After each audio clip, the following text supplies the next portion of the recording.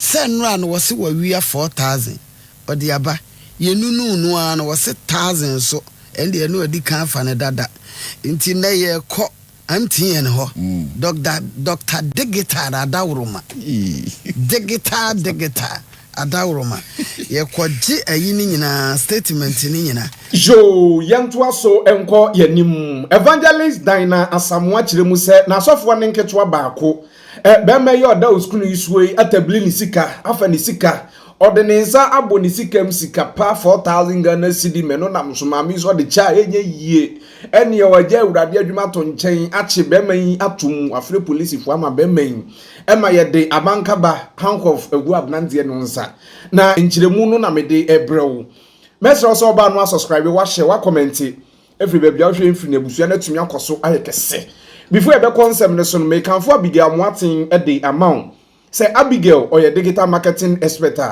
or betchira okwan obefa so aye digital business bi enye sika de agu botom adwuma we ne nya dem ba ku sei enti mo am akwantuo mo am akirichi ne benche amanfo manso abrochira sem na making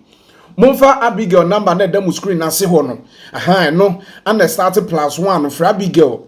obeto ne boase akirichi process no beka busu ekwo wie hu enye sika de abehwe busuafo nso de bi atwa wanu ate monkwa no website ho nso Amoatin Abigail online register within no phone number beto ne boase akire process no na bibia tumi edimu adwuma we medical kasa ne ye den ti mo am wakire benche mo am ya manfo adwuma mo am manfo manso ye home ka adwuma se wa adwuma nso utifie nso na wo ye adwuma nso a adwuma we betumi abe your side job enu nso nya wo internet anase strong internet device bia no Abigail beto ne boase akire process no na bibia tumi edimu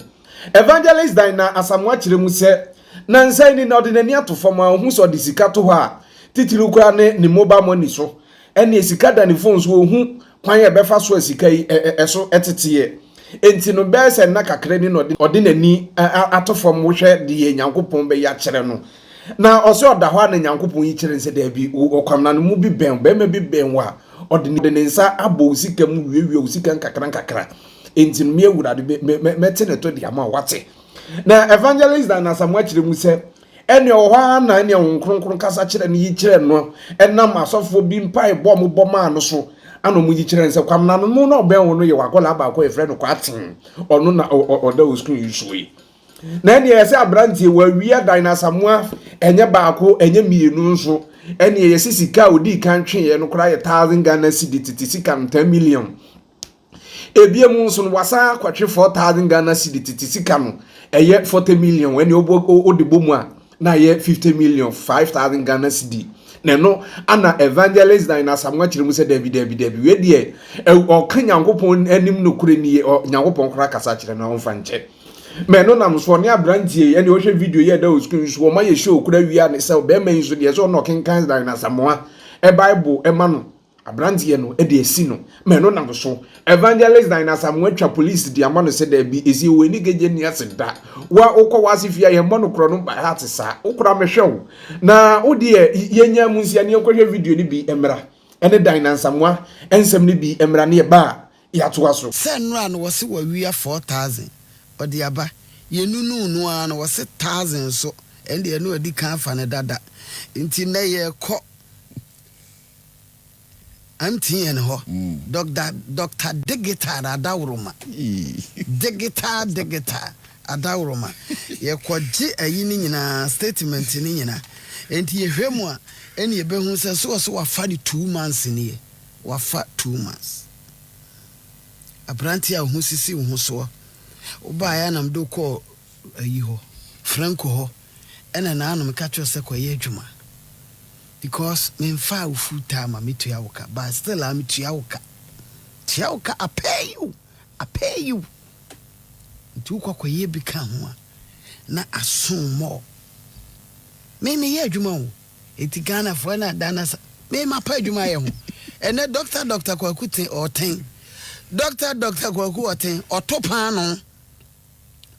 no nti uto angel cola na anasa ukọ angel beverage ho no mkokoto drinker pano he pano doctor ku oten pano no ese nti uto ya yesi wo hene drink ni e fa bi boso nedi oye juma 24/7 a whole doctor despite oye juma wo be ye nyame juma nkyerɛ sɛ wapa juma ye ho eno na amenne asofo bebre anim gu ase no at the age of 25 years waje nyame adwum wo se wo ye nyame juma nti okotra so dem 24/7 de nam de o panyanti de wo hunu ni de o hu ye nyina na o keka kire nyame ma ahunahuna ene ade said ye be ya obewro bo wo mo nti bi akɔba ban bo sia de ye adwuma no na saa nipa no eno ana meka obi wo a 7 to 12 ena ukodwomu a ye to ade ye pa na watam sika ne de akoma sofo se sofo bompa ye guso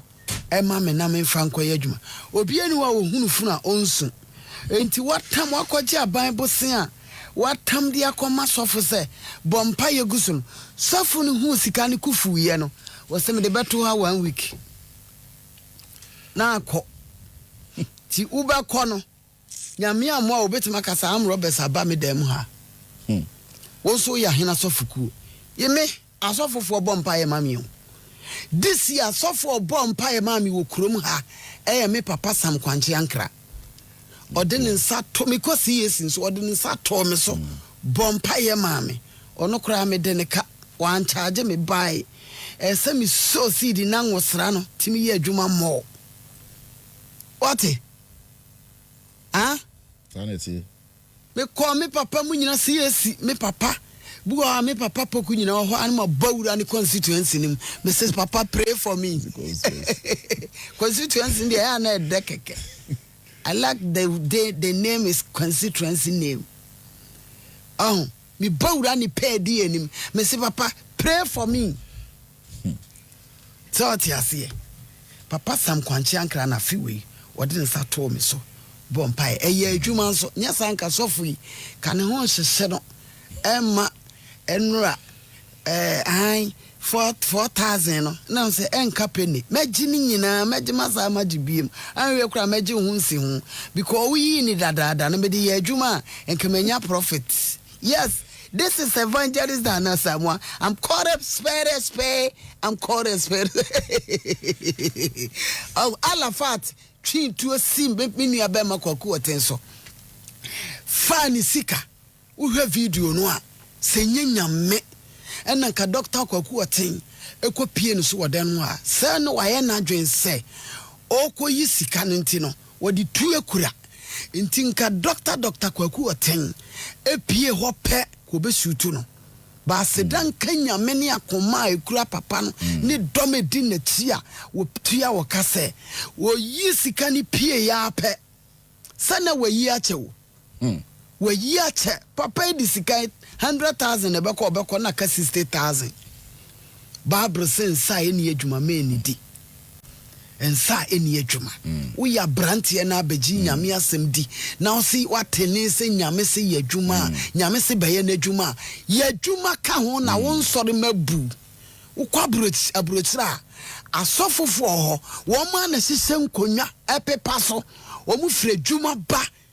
asofo wo abrochira bre papa asori bie ni abrochira urade mfa mi nwuram na me baba kura na nkremofo asori bi e wo New York na no meduru ono ma pon ka me ko ho nso asori bi ani wiase ba wo pa asofo bre wo wiase pa ya asofo e wo abrochire Ghana asofo de so mbeko na wo hyesefo ho abrochire ye ni wo hyese o obi a wo abrochire bi aye obi abusua panyi na wakoko pesika behwe fie nti so se watene na be ye nyamedwuma wo abrochire a wo bekwa adwuma ba no wabe pepa unkonwa so asese so ti ase na wasa panipa ne chaw se misro tamu asomo mra sore ebro 30 minutes no sore yako collection ne kura wo to a na dwen ne se ye nyina na aba buruchire be pesika enti me nto ne kese enti coins eno kura anso so aburuchire no the Church of Pentecost I won New York wa moto collection abusia ha ensam de bi ha papa brande ni wo mfa ni anto so ye wurade o ye wurade adwuma na nti akura kire mu se ye so ye sofo reverend kura sanka di din ho ene so de si evangelist dan asamwa mami so mfa asem nja enti eno nam so mami ya tabla asem de ama police fo ze ye nchini ntwina so enya sa wanhwa mami so da ho kora wanhwa no kwamna no mu wabo pa akora ma ya ba biku ti ye de abanka ba aso ne nsa hankofu na ebu ne nsa ene eno so na wodi kan kotie ho ama ne bo no e de ba ya enokora ni nyame enim ne bu nsam atiko enye fan kora na abusunya ebe koso de ye ne de nsam na chidi ebe pim bia ba na ebe mahwefo tiefo nso afiri gbenze na bibia nso atumi edimu na before ebe kramo ameyakọ no me kanfo Charistic Company Limited in reference Zamisha ana zaaje capsule so de ama wate so nipa da sani obi benya wa na firi yade ama man kama asem nyina firi yade o yade ntie onipa da zani a wo hwe mitie me ema yade enya wo sutumi nkanto ho empanimfo se yade doma me bebobo so yi bedwo mu ndro bi wate na bibia ntumi enwie peyo enti eba bacterias infection bi abaji ni pedua na contents wo no hu be infection free na ne nantama propro de pua ene white abaji ni pedua na contents wo na penifo se mu ndro ibaji bi oba edu fitu ko eche waya se tumi ka odwe moja no emma e flow keten ene otumi nya o menses no bi o bro no so obi a na fie ni mu ate se wanya o menses penifo se mu ndro za amesha ne za aje capsules no baji bi brofocus your friends menstrual disorder, infertility, ulcer, prostate problems, or bowel person what think to me so or abna koko baby or hokro ni atinka. Na the edus one no ye Zaraman capsules. O ya bema for so fam say we no ye modwuma eti bema the boy ni tinke ja funny face or so the boy in 1 minute 10 seconds oh enye eti bema wanya ukom twi abi o girlfriend o kanchima oyere na wode ne kompem akose na empanifo se badwa mu Zaraman capsules bi adro ye tatahwe adro amamfo di ho adanse eti ebe sexual weakness yade atimke ja ona osense so na beji Zaraman capsules bi wate na hindi heba mi shebe 3D yale malaria fever typhoid diabetes blood pressure no kosoro yare doma eni udiesie ma onya setremo ni jem tumi boss mentumi amboso no empanifo se badwa mu ndro bi adro yi FDA ahwehwe mu ade atum se eye open dudu atu a okofamase herbal stores a ebe won se be company vondro bi mo akirichi ne benche bia pese one doctor empanifo bobo nkomo kira age akwankyera empanifo se mo medio mu ndro bi wate na bibia entumi enimu ye dan kwesi friends sa na hwem sa nyame eyadoma da se ne ewedi ahyemu oba wa subscribe wa share wa comment every baby odwe free na buzu na tumi akoso aye kese makrao.